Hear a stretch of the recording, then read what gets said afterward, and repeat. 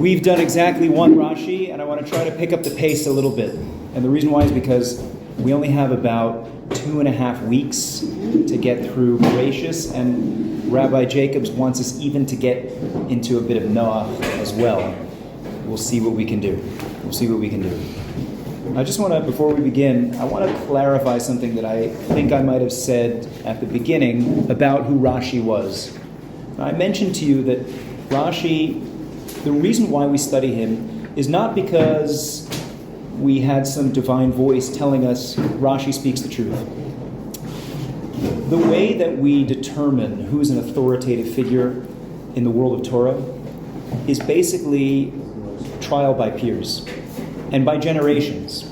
Eventually, enough wise people recognize wisdom when they see it. And when Rashi's commentary was introduced to the world, it caught like wildfire around the world, not just locally. People recognized that he had done something incredibly special in the Torah. It is known that Rashi had rewritten his commentary, refining it and sharpening it, and making it as concise as humanly possible. And the reason why so many people study it today is because they recognize what an incredible work that it is. So in case it came off when I spoke about Rashi previously as somehow saying that Rashi is not anything special, what I really meant is there's no divine stamp of approval on who Rashi is. Rather, it's that we as Jews, the greatest among us, have said, yeah, that guy, you want to listen to him. So oftentimes people ask me, how do you know that that I should listen to the Talmud or that I should listen to this particular rabbi? And my answer is always, well, I know my rabbi, and I know how much greater he is than I am. And he knows his rabbi, and I can't even imagine how much greater he is than my rabbi. And if you go far enough back, there's enough people that we all respect and that we will all come to respect, who respect people who all say that's the person to listen to. So that's in a certain sense the reason why. And in another respect, I don't know if you've heard this name being thrown around. There's something in the Jewish community called a gadol, the gedolim, which are gadol means great. It's really the people who are recognized as, let's say, the greatest scholars or Torah authorities of the generation. And there's no bureaucracy that's appointing them. This is not a democracy, there's no votes. The way that these people are recognized is, eventually, if I have a question and I ask my rabbi the question, and if he still doesn't understand the question, who does he go to for the question? And eventually it becomes recognized who's the person that everyone's going to with the question. And that inevitably becomes the gadol. So the way in which we recognize greatness is, in a certain sense, a lot more foolproof than somebody who just says, we're appointing him. The reason why is because Rashi has been vetted by 1,000 years of Jews, all analyzing and trying to find cracks and holes in what he's actually saying. And everyone's like, yeah, Rashi's the guy. He's the one. Haven't found anything yet. So, yeah, Joey. Who was Rashi's rabbi? That's an interesting question. So Rashi learned from a few people. I think his main rabbi was somebody named the Rabbi Yaakov ben Yakar, the Ri Bar Yakar. And that's who it was. What we do have from the Ri Bar Yakar now is he did write a commentary on the Siddur that we still do have, but it's unclear what else we have from Rashi's teacher. Yeah. Is it true that Rabbi Yitzhaki, from the first quote, is his father? There's some debate as to the first thing that Rashi quotes in the first Rashi, right? Said Rabbi Yitzchak, this question, who is Rabbi Yitzchak? Is it his father, because his name is Shlomo Yitzchaki, which means that his father is Yitzchak? It's unclear. We don't know. Okay. I certainly don't know. Okay. So, all right.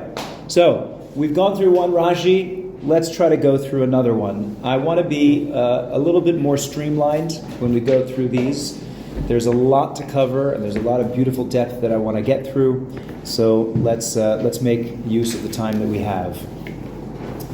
For those who have the Chumash Rashis, you can open it up there. for those who do not, I believe I've Xeroxed the next Rashi. The next Rashi is going to be the one that's under the title, "In the beginning he created." You got that one? In the beginning he created? Okay. So can I have a volunteer who would just like to read through? We're not going to read this entire Rashi because it's very long. Who would like to read through? No, I don't think that is the Rashi. It would look something more like what you have, Brandon. I think it's Not that one.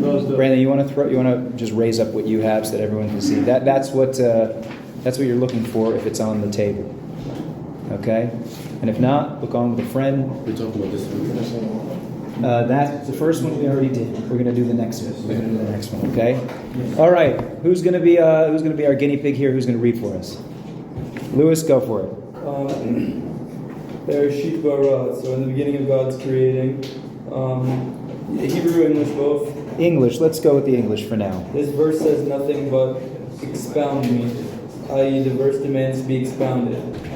It is to be understood as our rabbis of blessed memory expounded it for the Torah, which is called the beginning of his way, and for Israel, who are called the first of his crop. Okay, let's pause there. Okay, because Rashi is going to give a couple of answers here. So let's go through this slowly. In the beginning, so the way that we typically read it is, in the beginning God created the heavens and the earth. We're going to see in a little bit why it's going to be very difficult to read it that way. Rashi says, this verse screams, expound me. In other words, this verse is so grammatically problematic that there's no way we can understand it on a simple level. That's what Rashi's saying. These words are, to anybody who has a sensitivity to the Hebrew language, incomprehensible. So, we have to understand it on a deeper level. Expound me, the word in Hebrew is drush, which means to dig. Daresh means to seek, to go deeper. We need to understand that there's another layer of the text here that we have to unlock. And he says the way we can understand it is through a Talmudic teaching that says that it means Bereshit, in the beginning, does not mean in the beginning God created. It means for the sake of the Torah, which is called something called Reshit, the beginning. It's called the beginning. What is it? The beginning of his ways. And for the sake of, and also for the sake of Yisrael, the Jewish people that are called the beginning of his crop. Okay. Take the person next to you. We're going to spend a few minutes going through our 4 steps in Rashi. For now, we're just going to do the first 3 steps. Can we review the 4 steps of Rashi? Yes, I'm about to tell you right now. Step number 1, what is Rashi's question? Now, in the first Rashi, it was pretty clear what his question was. Here, he doesn't necessarily tell you. And this is going to be a little bit difficult to pick up if you are not, if you don't have a good grasp of Hebrew grammar. You know what? Maybe because of that, why don't we just speak it out together, and then I'll let you guys do steps 2 and 3. But before we do that, 4 steps in Rashi. Step 1 is, what is Rashi's question? His question is not a philosophical one. It's a grammatical or syntactical or contextual question. Why is this word here? Or why is this word missing? Or what is wrong grammatically with the word? Or it's extra. Step number 2 is, what is Rashi's answer? If he has a question, how does he answer the question in your own words? Step number 3, what is the question on Rashi's answer? In the same way that Rashi was analyzing the text, we can now analyze Rashi. That's step number 3. Why did he give this answer? Could he have gotten a different answer? Does the answer make sense with the question? Does it make sense with the text? That's step 3. And then step 4 is, based on those questions, how can we come to a deeper understanding and a deeper appreciation of what Rashi is trying to tell us? Okay? So, in this particular case, Wait, based on the questions, what is the fourth one? the 4th one is, what are the answers to those deeper questions in Rashi? What is Rashi really trying to tell us? Why is it important for me to know this? Okay. It may come as a surprise to some of you that the Torah is replete, full of grammatical problems. Full of it. Words that are conjugated in the wrong way. Words that are out of place. Words that my sixth grade grammar teacher would say are misplaced modifiers. Anyone here love grammar? Good, guys. You and I are in the same boat. It leads us to one of two conclusions about the Torah. Either the Torah was written by a moron, or the Torah is a three-dimensional text that's full of hyperlinks, so that when you recognize an inconsistency or something grammatically off, it means that it's asking you to look at a deeper level of what that text is trying to tell you. Now, I'm not trying to prove anything to you right now, but hopefully as we go on, it will become clear that these grammatical inconsistencies that are put into the text are put there for a reason. So you can choose to believe that now or hold your skepticism, but for the meantime, let's assume for the sake of this class that any time there is a grammatical issue, it's because there's something deeper that we're meant to understand in the text. And the first grammatical problem that we find is literally the first word in the Torah. This is why it's so important to understand Hebrew, because if you read the translation, you're just going to skip over it. The English translation reads, "In the beginning, God created the heavens and the earth." There's one problem with that. If you wanted to say that in Hebrew, you'd write Barishona.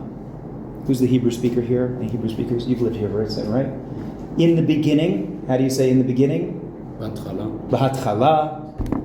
Right? Or the first thing, what would you say? The first thing? Dvarim Harishonim. B'hatchala means the beginning, the start. Dvarim Harishonim. Barishon, in the first, beginning. What does Bereshit mean? In Hebrew, what does Bereshit mean? See. What? Is the root to see? To see? To see. No. That's Ro'eh. What? Means the start, the beginning. The Rosh is head, so it would be. Well, Rosh, that means beginning, right? Rosh is head. Very good. So when we talk about Rosh Hashanah, that the head of the year, that's the beginning of the year. So Rishon comes from Rosh, right? Because it means the beginning, Rishon. Bereshit is a construct of the word Rishon. It's used in a very specific way in grammar. It always comes before a noun. Because Bereshit means in the beginning of. In Hebrew, you wouldn't say of. You wouldn't add a preposition after that word. Instead, you would change the first word in order to modify the word that's coming after it. Do you guys understand what I'm saying? In other words, if you would say in the beginning, you would just say Berishon, Berishona, B'hatchala, Dvarim Rishonim, any of those examples. But if you were to say at the beginning of the day, then you'd say Bereshit Hayom, at the beginning of the day. Now, if you were to plug that back into the text, how would it read? Bereshit is followed by a verb, not a noun. So the way that you would have to read it is something like, in the beginning of, God created the heavens and the earth. Bereshit means in the beginning of, but there's no noun that comes after it. So if you were to speak that way to an Israeli, they would for sure think that you're a tourist because you don't know how to speak Hebrew.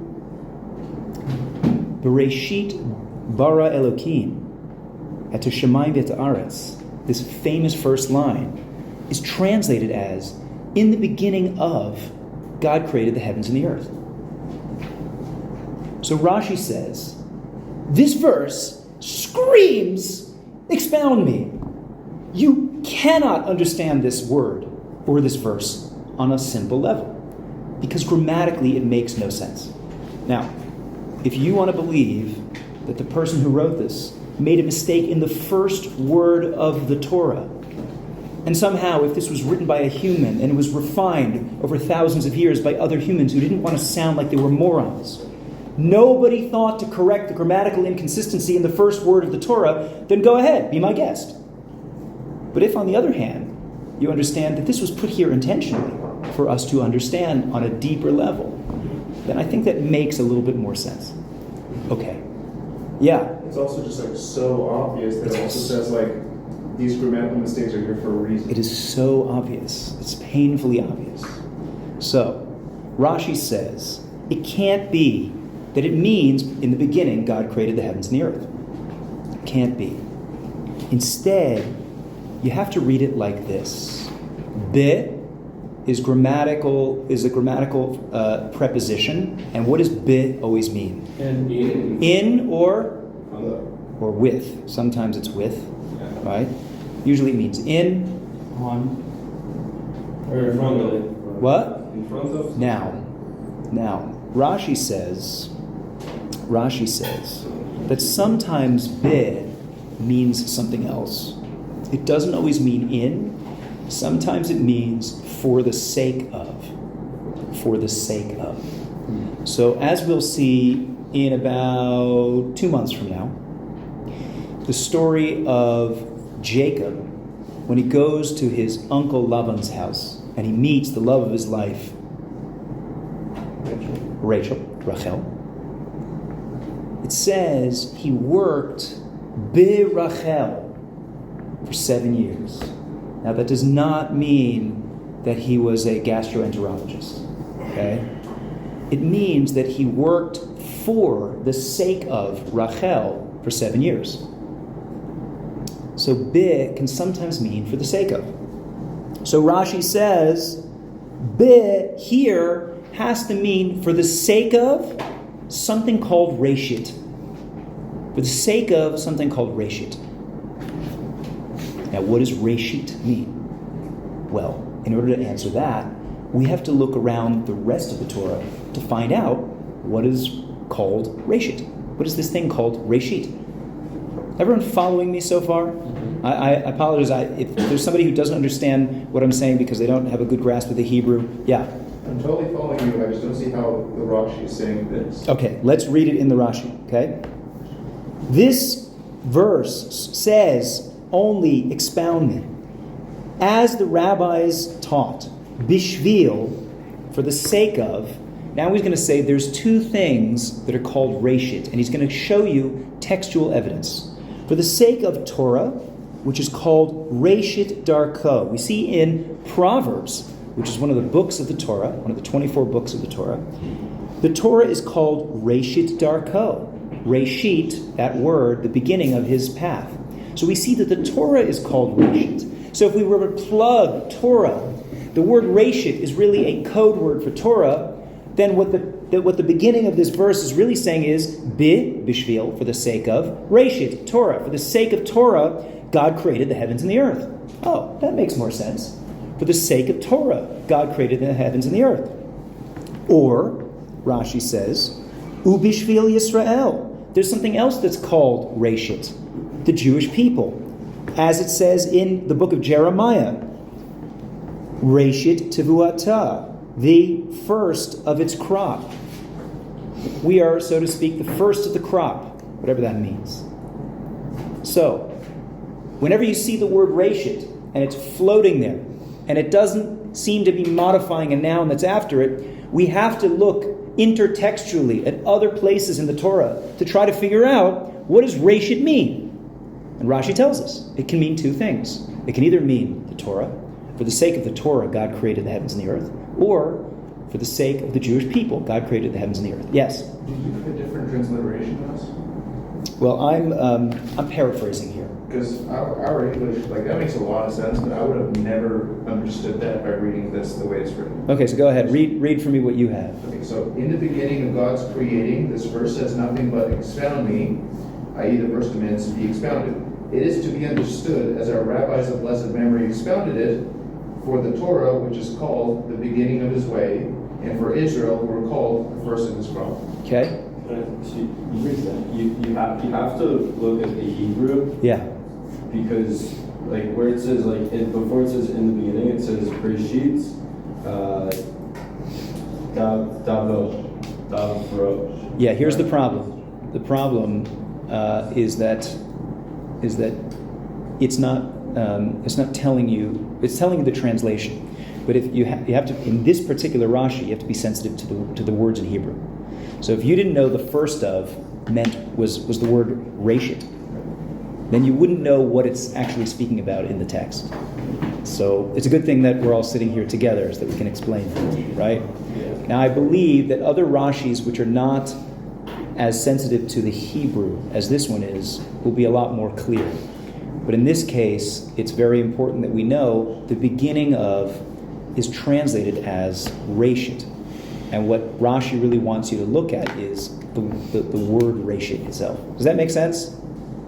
I get that, I feel like the explanation's not really that sharp. Okay, fine. Well, this may not be the first time I'm going to have to apologize on behalf of Art Scroll. Yeah? Austin? So it's basically saying where else in the Torah does the reshet word appear? That's what he's doing? That's right. Rashi says it cannot mean the beginning because it's totally out of place grammatically. So rather, it has to be a code word for whatever is called reshit elsewhere in the Torah. Okay. Good? Yeah. Is there any problem at all with like deriving meaning from the Torah by using words that came like later per se? That's a good question. So you're asking, wait a minute, we're drawing on sources from Jeremiah and Proverbs. Jeremiah was apparently written by Jeremiah. Proverbs, we have a tradition, was written by King Solomon, right? So how is it possible that we can illuminate the words of God as told to Moses based on future things that were said? So that's a great question. You're right. We have an understanding of the way that Torah works. Okay? The way the Torah works is that the Torah was revealed in stages. The first stage was the 5 books of Moses that were given by Moshe. Right. Moshe was a prophet, a Navi, which means that he was directly channeling the word of God. Then, over the course of the next several hundred years, you had various other prophets who were also channeling the word of God through the books of the prophets and the books of the writings. King David, King Solomon, the Megillas. All of these are understood to be direct channels of the Word of God, which means that I can use the words of God to understand the other words of God. Sure. So that's how we, as observers in the year 2024, can take a look at the body of the Torah as a whole and say, this part of the Torah I can use to expound other parts of the Torah. What would you call the books of the prophets Torah? Absolutely. Yeah. 100%. There are 24 books of the written Torah, and then we have the whole oral Torah as well. But all of those are considered divine authority in terms of how we understand what is obligated of us. Wait, as 24 Jews. books? 24 books. You've got the 5 books of Moses, right? Then you've got the prophets, which starts from the book of Joshua, goes through Kings, Samuel, all the early prophets, the later prophets, and then it cuts off, I think, with Amos, Habakkuk, one of those two, who's the last of the prophets. Then from there, you have a new era of a different, let's say, I don't want to go into it too much right now, but from then you have, let's say the books of Tehillim, Psalms, Mishlei, Proverbs, the Megillah, like the story of Esther, and a whole bunch of other books like that. And it basically cuts off with Esther. Esther's the last one to be canonized, but there were other books as well. Ezra and Nehemiah and Chronicles and all of those books. And at a certain point, the men of the Great Assembly during the Second Temple period said, okay, that is the end of the revealed Word of God. From now on, we have only the rabbinic understanding and interpretations of that word. Yes, I'm only going to take 2 more questions because I want to keep going. Yes, Roy? So it is we didn't understand the word, like what the word Beshit means, so we looked somewhere else in the book. And That's we right. found that it meant something else there, so we took the meaning. That's right. That's But not- intertextuality But not this in modern parlance. You do that for Intertextuality. every single word. Most of the time you will require some sort of tradition in order to tell you what's a correct association between two words. Sometimes more modern scholars will say, well, look, this word only comes up once or twice elsewhere in the Torah, so there has to be some connection between these three things. They may be right, but it doesn't have the same stamp of authority as if we were to get it from the Talmudic sources. Talmudic sources are saying, this is the tradition we have from Mount Sinai, that this is what this word means. Okay? Yeah. So Sam, right? Sam. Yeah, as Roy was saying, like for me, it doesn't really make sense. I have to be a bit more critical. Okay. On this idea. Same way as like the word Pesach was used before the story of Passover. Yeah. Right. I feel like this is just a weird, fast stretch. Is there maybe a different like definition you could give For Rashid? right? Besides. I'm trying to understand what the difficulty is here. Just In other words, let's say, let's back up a little bit, okay? Moshe stands at Mount Sinai. He's sitting up there on the mountain, and he comes down and he starts giving over this text, okay? And there's a whole bunch of people in the room that are asking him, Moshe, this is grammatically incorrect, these words that you're telling us. So Moshe says, okay, we need to lay down a few ground rules. The way that God gave over this text comes with a set of methods of interpretation. That if you master those methods of interpretation, you'll be able to come to a deeper understanding of the text. And that way, I will be able to pack in a lot more information into this text than you'd be able to put if you simply just wrote a text out. Right? This text is far more dense because of all the little hints and ramazim and allusions that are found inside of the text. One of the methods of interpretation that Moshe says is, whenever you see a word that cannot be understood at its face value, that invites you to look deeper into that word. And once you start looking deeper into that word, then the way in which you're going to find clues as to what that word means is to look for other places where that word is mentioned. so Moshe said this. Absolutely. Yeah. So, as I said, you and I, it's going to be very hard for us to just say, well, because the word says this over here and there's another word that says that over there must be a connection. Yeah. That's very tenuous. We have to, at least at this point in our journey, accept that there is a tradition of a correct way in which to interpret these words. Okay? I understand if that's not satisfying for you yet, but don't worry. We got time. Yeah, okay. I want to take the last question and then we'll move on. So I guess just to kind of build on Ethan's question. So before, like the prophets, and the other times where we see the word Reshit used, did the Jews just not really have a full understanding of what the first verse of the Torah meant, or was that also tradition from Moshe from Mount Sinai? Great question. That's how we interpret the word Bereshit. So either you can understand it as Moshe simply taught them what Reshit means, and then later on it was revealed in a prophecy or something like that as something to be kept for generations. Mm-hmm. You could say something like that. I don't know. I got to think about it. That's a good question. Yeah. Okay. Yeah. Why is it so cryptic? Why is it so cryptic? They could have just laid everything out, but they don't. So for a reason. What's the reason? Because the world's a complicated place. And you need to know that when you look at two pieces of stone that are attracting each other, and you say, wow, there's some force here.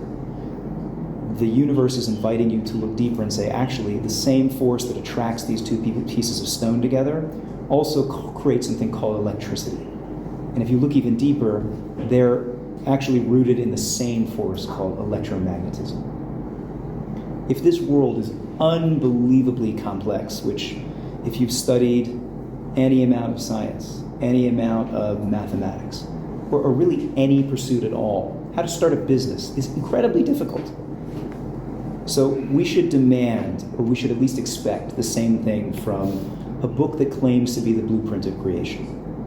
There is, as Rashi is going to say next, there is a simple way of understanding it. If you really, really want to just understand it on a very simple level, and you're teaching a 6-year-old, I'm not going to go into this with my 6-year-old son. Instead, the way I'm going to explain it is, as Rashi says afterwards, in the beginning of God's creating the heavens and the earth. If you really want to stretch the grammar and just make it fit, then that's how we'll explain it. In the beginning of God's creating. We'll turn it into a participle, the heavens and the earth. So, yeah, we could understand it that way. But if you want to look deeper, and you want to say, hold on a second. Now this is where we get to step 3, right? What does it mean that the world was created for Torah and the Jewish people? What does that mean? Right, that's step 3. Step 1 was, Rashi's question is, this word makes no sense. Step 2 is, well, it obviously must mean something else. Reshit means for the sake of. Bereshit means for the sake of the Jewish people, or for the sake of the Torah, God created the heavens and the earth. Okay, what does that mean? You got any thoughts? What do you say? You want to take a minute, discuss with the person next to you, and then come back to me. I'll let you guys take step 4 for now. Okay. Yeah, Joey, go for it. So the question is, why did God create the heavens and the earth for Israel and for the Torah? Yeah. So I What does that think mean? God is ultimate good, and He wanted to be able to bestow this good upon something that would be able to receive it. So the goodness is the Torah, and He needed a vessel that could receive this goodness, and that is Israel. No, it's a pretty deep answer. It's a good answer. It's a pretty deep answer. Wow. I like it. Now, Joey, I want to just take 2 steps back from what you were saying. Joey, you're absolutely right. What I hear behind your answer is, at the very beginning, God's trying to tell us that there is a purpose for why everything exists. Bishvil, the word bishvil, for the sake of, means that you're doing something for a purpose. That's what the preposition means. In other words, the world wasn't just created because it would be a nice thing to do. There is a point to all of this. And now we have to figure out what that point is, and I think Joey said it very, very beautifully, which is there is a reason why we're here. And the reason why, as we will have lots of time to get into, is that God wanted to create a way for an other to be able to experience godliness in the highest way possible. And why that is, and why He wanted to do that, we'll have to do Essentially that for the on. sake of the Torah and Israel. Well, we can double click on that in a second. Because if it were, then it's a bit egotistical.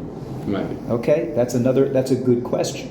You're asking another step 3 question. Isn't that kind of arrogant for us to say that everything, the otter in Maine is created for the Torah, the Jewish people, and all the Indians, the billion Indians, are created for us, right? Yeah.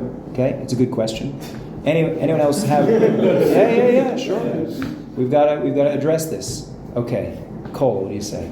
Okay, so clearly a lot of us are having trouble understanding why you use Breshit, and Rashi says the reason it was used is because we have to expound upon it. Nothing in the Torah should be taken as a literal thing.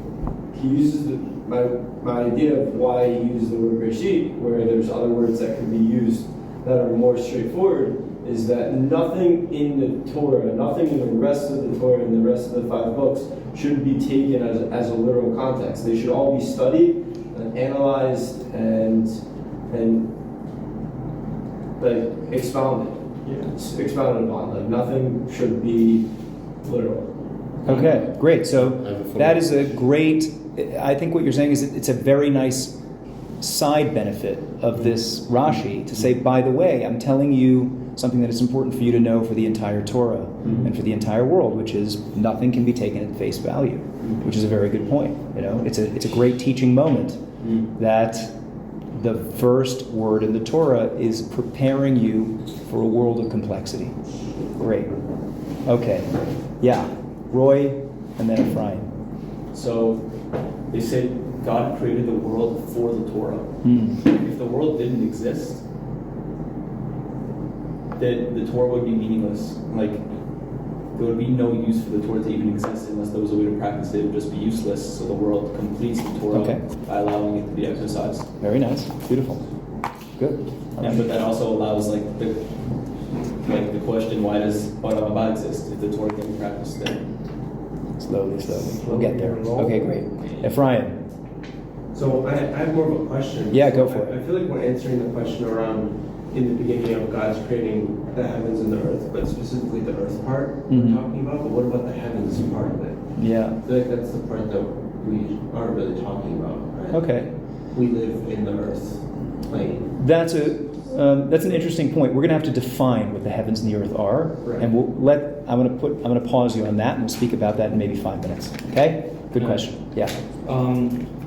The way that I'm kind of reading it is Rashi's response at least is that the pinnacle of creation is the Torah and Israel, and like you said, the reason for creation is for God to have an other that can experience godliness, and for God to give chesed at the end of the day is my understanding of one of the main reasons, if not the reason of creation for him. Okay.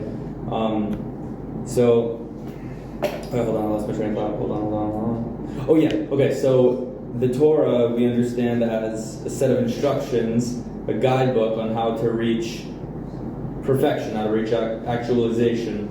And Israel are the people that God chose to give this Torah to not only guide Israel towards perfection and actualization, but to guide the whole world towards perfection. Okay. So is that maybe... Yeah, that sounds about right. But okay, great. I'm hearing a lot of very good answers, and I want to kind of sum them up. And I also want to address Samuel's question right here, which is, now isn't this a little bit self-serving for us to say that everything is here just for us? And maybe we can get a little bit carried away. And certainly a lot of our detractors have said in the past that the Jewish people hold themselves to be superior than other people. We do control the weather, so... We control the weather, we control the banks, we control Hollywood. We do control Hollywood, because at a time when Hollywood was a fleggling industry and nobody really wanted to touch it, Jews were very entrepreneurial because they couldn't have other jobs, so we naturally went to Hollywood. But okay. Anywho. I think that when we talk about hierarchies, there are two ways of understanding what a hierarchy is. Either I think a lot of us have a picture of like the CEO who gets the front row parking spot and puts up his nice shiny leather boots on his table and waits for his workers to bring in his money. I think that when we talk about a purposeful existence, and we say everything exists for the sake of the Jewish people, we are, in a certain sense, saying, come on, you guys, the Indians, the billion Indians in India, the otters in Maine, you're all here to, come on, bring it in. Where's the dough? I think there's another way of understanding the hierarchy that we're describing here. And if I could just give you a little bit of an example.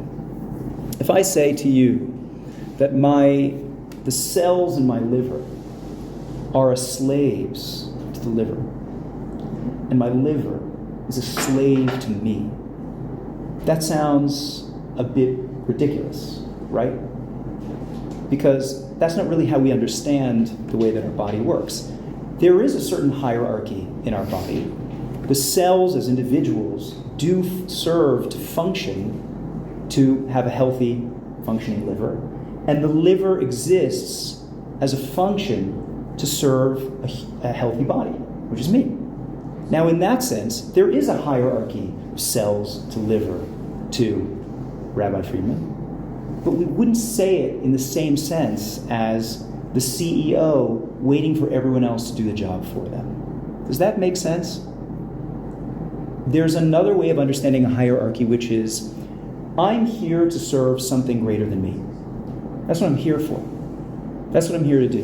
If we want to ask ourselves, why do we exist? Part of what it means to be a human being, and part of, like you said, Joey, what it means to seek the ultimate good and the ultimate pleasure.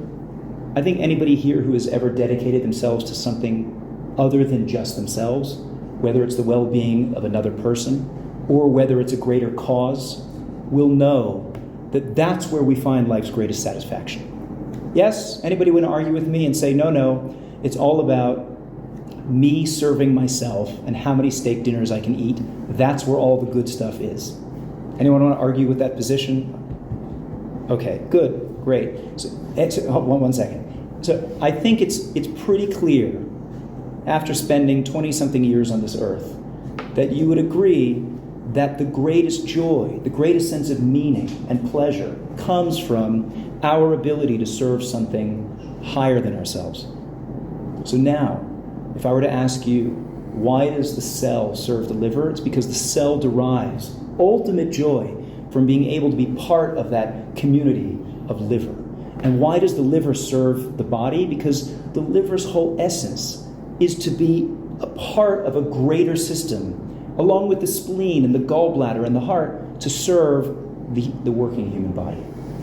And so too, all of humanity is understood as one large unit. Now, it happens to be that as Jewish people, and as we learn more about our history, we will see that history has created it and defined it as such that at certain major key points in history, it happened to be that our ancestors made some pretty good decisions. And as a result of those decisions, God said, okay, because you want to serve something way, way higher than yourself, the highest thing possible, I'm going to entrust the system to you. I'm now going to place you in charge of all the other organs of the body because you are the organizing principle that allows all those other organs to have the greatest meaning possible. Now, does that mean that the heart or the brain is more essential than a functioning liver? How many days can you live without a liver? Anyone know? Not even. I would say probably somewhere around the ballpark of 0. And so too with all the other vital organs that are in our body. So while you can say yes, the brain, let's say, or the heart is that which gives life force to the rest of the body and is the organizing principle around which the rest of the body functions, nonetheless, that does not mean that we are somehow better than everybody else. It means that we have an extremely important task, a very, very important job, for which we've been endowed with a tremendous amount of responsibility, which is the reason why we hold ourselves to a higher standard of mitzvah observance than other people. Because we have to live as the embodiment of that directed goal towards the highest aim possible, which is serving the divine source, whatever it is that you want to call it. And we're here to try to help everyone else do that as well, including the billion Indians, as well as the otters in Maine. Does that make sense? If we understand it that way, it means, now on the one hand, I want to acknowledge that it does mean that we can walk around with a certain sense of pride of what it means to be a Jew. But on the other hand, it means that if we're not living up to our responsibility, then we're nothing. We're not endowed or born with some superiority in the sense that we can just rest easy and wait for our worker bees to come do all the work for us. It means that if I want to, I can assume that role of responsibility, and that allows me to be the brain of the system. Okay. Any questions? Does that answer a little bit, Samuel? I still think it's a little bit. I have a follow-up, but I let the Okay. Yeah, Brandon, what do you want to say? I like the comparison of the whole world being like a big body, and there are different parts of the body, like organs, and like, you know, the goyim and the nations. They're all here. I don't like how it's that their greatest role to play in this world is to serve us, but when you ask why does the cell do what it does, it's not because it's its greatest purpose, just because that's what it does. You know, like they're here, the goyim, every person is of course an individual, right? But the goyim as a whole contribute to help us bring even if it's in conflict, even if it's indirect, even if it's just them doing nature, even if it's them being natural and like doing what going to do, which can be random and evil sometimes, it brings about our purpose, which is to bring God out to this world, just doing what they do. And it's not just that; it's a two-way relationship. You know, it could be that the Indians are there to serve some essential function in the world, as well as the Brazilians, as well as the Swiss, and whatever it is that you want to call it. But we're also here.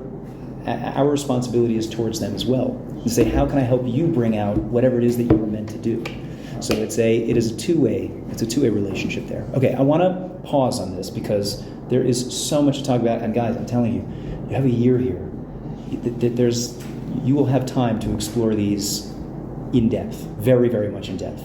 But right now we're in Chumash Rashi, so I got to keep going. All right. So right now what we're saying is the world exists for the highest organizing principle possible, and right now that is defined as the Jewish people bringing out the principles, the values, and the mitzvahs of the Torah.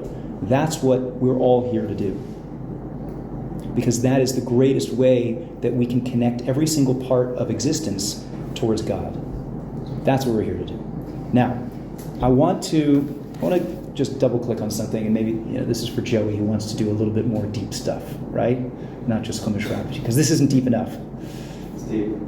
There's another way that we can understand that the word Bereshit, very difficult to understand this verse in its simplicity. If we were to understand that it's saying, in the beginning God created the heavens and the earth, there's an inherent problem with that. Anybody here gone through a little bit of the Torah and read a little bit ahead? Yeah, a little bit? Okay, Ethan, can you tell me, this thing called the heavens, when was it created? Which day of creation? Does anyone know? Actually, I don't know. Day three. It was created on day 2, right? We separate the waters, from the higher waters, as we'll see, from the lower waters, and he called that Shemayim, the heavens. Anyone know when the earth was created? 3. Day 3. That's when the earth was created. So it's very, very difficult to say that in the beginning God created the heavens and the earth. So why are we focusing on sky and ground as the first things that we're talking about in creation? Yes, you have a question, Sam. Isn't the heaven and the earth like a description of the spiritual and the physical one? Okay, so you're absolutely right. As a result of this, we can't understand that the heavens and the earth being mentioned here are these very particular creations that we now see as sky and ground. Rather, they have to be something a little bit more theoretical.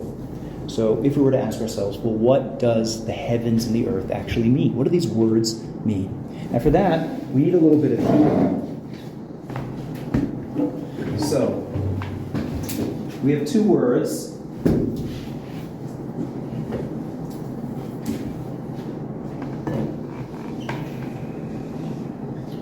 Shemayim, which equals heavens, and Aretz. We do a final. Yeah. Earth. Okay. Now, if we want to know what a word means in the Torah, how do we figure that out? What? That's already like advanced AP Torah. You look at other races. You look at other roots. Fantastic. The Torah was not given with a dictionary, and the way that we discover what the words mean at their deepest nature is by looking at the context of when that root is used in other places. So, the Vilna Gaon, Rabbi Eliyahu of Vilna, who was an incredibly important 18th century rabbi, said that the root of Shemayim is the word Sham, right? Sham. It's kind of the plural of Sham. What does Sham mean? Anyone? Name. There. Name is shame. No, there. There. So if you want to say, if somebody says to you, someone asks you, where's the remote for the air conditioner? And they say, Sham, it's there. So Shemayim is really a place of there, which makes sense, because that's what heaven is. It's a place of destination. That's where we're all headed, right? in matters of spirituality. We are looking at our spiritual selves as the destination, as the place to aspire to. That's what Shemayim is. Now, the Medrash says that the root of eretz, which means earth, comes from the two-letter root meaning ratz. What does ratz mean? Run. To run. Fantastic. So, if we look at the root of both of these words, we can actually understand what the conceptual meaning of Shemayim and Aretz is. Eretz, the earth, is a place of running. In other words, it's a place of process. It's a place of movement, of trying to get to somewhere. Where are we trying to get to? Shemayim. There! Exactly. Shemayim and Aretz is actually the creation of, when God created in the very beginning, Hashemayim va'aretz, what we're really saying is the first creation God makes is the distinction between process and destination. Imagine if you're God. Hard to imagine. But God exists outside of time and space. Now, can you imagine what we would even be talking about if we were speaking of process and destination outside of time and space? It doesn't exist. The whole concept of a journey and arriving somewhere can only be spoken about in time and space. It's the very first thing God creates outside of himself, because God transcends time and space. There's no such thing as movement in the world of God. In the world of perfection, you're already there. Everything is a oneness. Everything is a unity. There is no such thing as an extension in time or space. The first thing God does is he says, I'm going to create a palette, a canvas in time and space. And by doing so, I'm separating a process from a destination. You get that so far? Okay, good. That's great. That's really deep. That's really amazing. But what does it mean? Well, what it means is that if we're down here in the Aretz, it means that we now have a code, a key for understanding how to spend our time down here. If you are looking for a rival, you will not find it in a very satisfying way down here. What do you mean arrival? I mean it in every sense of the word. I just bought the latest car. I've done it. I'm done. I will be happy forever. I just got the promotion. I will never be looking up ever again at the higher income bracket. I just finished a hard day's work. Now I'll sit and I'll enjoy my completion. Yeah, but then you're saying that you can never be content while you're there. What I'm saying is that there is a way to taste a bit of contentment. But this world is not a very good place to taste that ultimate sense of, I have made it. I'm done. This is not the place for that. The world is a place for running. It's a place for doing. It's a place for saying, what else is there for me to do? Now, on the one hand, this might sound really tiring because it means I can never be finished. I can never be done. But on the other hand, if you think about it, it's amazing. You're never finished. You're never done. There's always something higher to achieve. There's always something more to accomplish. Until your last dying breath, there's something more that you could be doing down here. Don't worry, there is a destination. We'll all get there. Every one of our ancestors has ultimately arrived. We don't know what that looks like, but we're told that it feels really, really nice because you're really, really done. You know, when you go to a cemetery, you have to take these things and tuck them in. And the reason why, the Talmud says, is because you don't want to be making fun of the dead that you're still doing mitzvahs and they can't anymore. Wait, what is tucked in? We tuck in our tzitzis. And the reason why is because it's almost like mocking the dead. Now, on the one hand, the dead are in their resting place. They get to reap all the benefits, if they have them, of a lifetime of working really hard and continuing to run and run and run. And when they get there, they say, wow, that you have no idea how great it feels to reap all of the rewards of every single positive deed you did and all of the repercussions of those deeds that you now get to experience on a very, very deep level, more than you could ever imagine. But on the other hand, there's a bit of pain, which is I can no longer run anymore. I'm done running. I can't grow anymore. I'm done growing. So this, my friends, is not a place to relax. Now, sometimes you need to relax. Why? To run. Because relaxation helps you run more. That's right. Absolutely. There's only one scenario where you can even taste what it's like to feel like you're in Shemayim. Does anyone know what that's called? Shabbos. That's right. Shabbos. Shabbat is the one moment in time that was placed into the universe that allows you to have a taste. The Talmud says it's 1/60th. It's just a taste of the world to come. It's what it feels like if you're really in the zone of Shabbos. It's what it really feels like to be done. To say, I'm not even thinking about tomorrow. Tomorrow doesn't exist in Shabbos. I'm here with my friends and my family. I'm here with the Torah. I'm here with Hashem. This is all I've got. This is all I've got. I'm no longer interested in trying to improve, fix, or elevate the physical world around me. That's not for today, because the world is done. Now, unfortunately, it's only a 60th. So the next day we got to get right back on the treadmill, but in a good way. This is what the world is for. I think this is just such an important thing to understand. This is what the Torah is telling us right at the beginning. Run, my friends, run. Grab what you can. Do as much as you can. Actualize yourself as much as humanly possible. Connect yourself to a higher cause to the greatest extent that you can. Yeah, Nate. But what I'm about, they're still learning Torah, right? So isn't that in a way of learning? Yes, but in that sense, the Torah that one is learning, whatever the next world looks like, is more the reaping of the benefits. See, Torah can be learned as a pursuit towards the accomplishment of more mitzvahs, or it can be simply learned, and this is what's called learning the Shema, as the act of enjoying the knowledge of God and simply basking in that enjoyment. Yeah, Sam. This might be way out of the scope of this class, but why would God create the earth for us anyways? Why would like, it create? Why would he even go through all of this?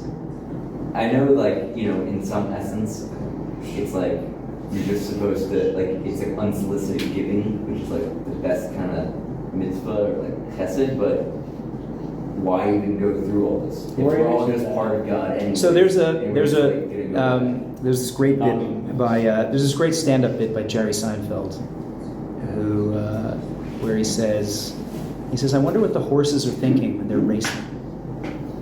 He says these guys, these little guys get on their backs and like whip them. They're like, they get to the finish line like, wait a minute, we were just here. I don't understand. Why do we have to run all the way around? We were just here. Why did we just stay here? I think that's kind of the question that you're asking. Is like, what's all the running for if we're all getting back to the same place where we started?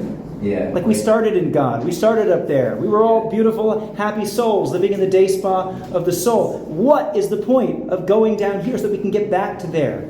That is maybe the deepest question you can ask. That's Kabbalistic. And maybe I want you guys to sit with that question because it's maybe the most important question.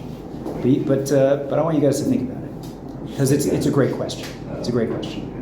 All right, with the last, I'm sorry, I have to pause here because we only have like 1 or 2 minutes left.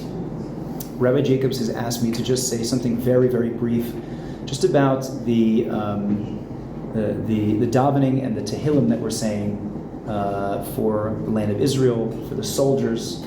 And we say a couple chapters of Tehillim, which are the Psalms, which were composed by King David. And 7 years ago, before I left Israel, the thing that I taught at Machane Yaakov was prayer. Because I felt like Torah, we've all used our brains and done some sort of literary analysis in the past. Character development, we've read self-help books before, law, legal texts. We have some familiarity with that in the non-Jewish world. Most people, if I were to ask them, did you pray? Did you have some sort of set standard prayer that you said before coming to yeshiva? Most people say no. Sometimes people say that I meditate or whatever it is, but prayer I feel is a very foreign concept to a lot of people when they first come to yeshiva.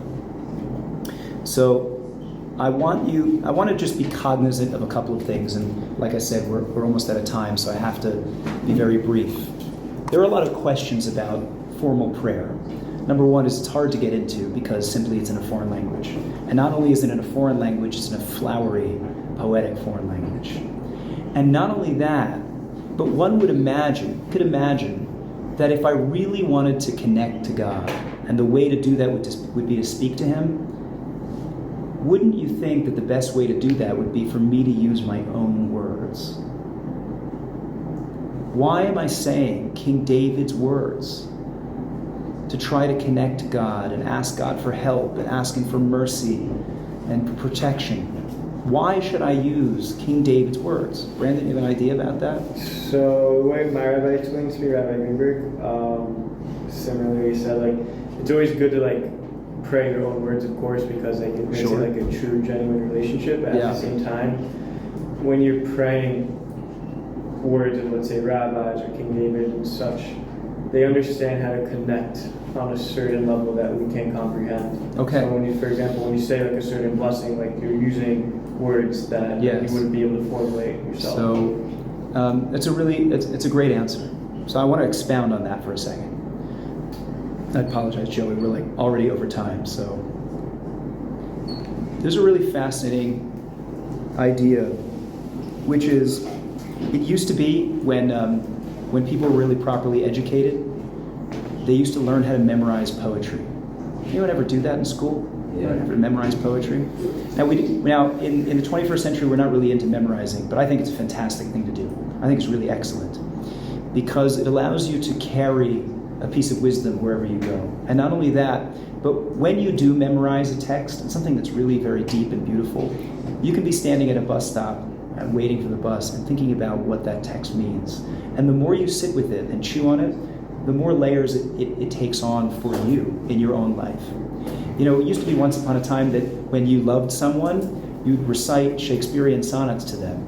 And the reason why you did that is because Shakespeare captured a universal language of love that was well beyond what any of us as individuals could ever recite or express on our own. But the trick is that we have to find our own unique expression in those words. In the same way that if anybody here has ever played an instrument, what you learn are the greats. You learn Mozart and Beethoven and Brahms and Chopin. Why? Because the notes that they wrote had this unbelievably eternal quality to them that was way better than anything you could express on your own. However, the greatest musicians are the ones who found themselves in those notes, which is why if you listen to the best in the world, if you listen to two musicians playing the same exact composition, they will sound radically different from each other.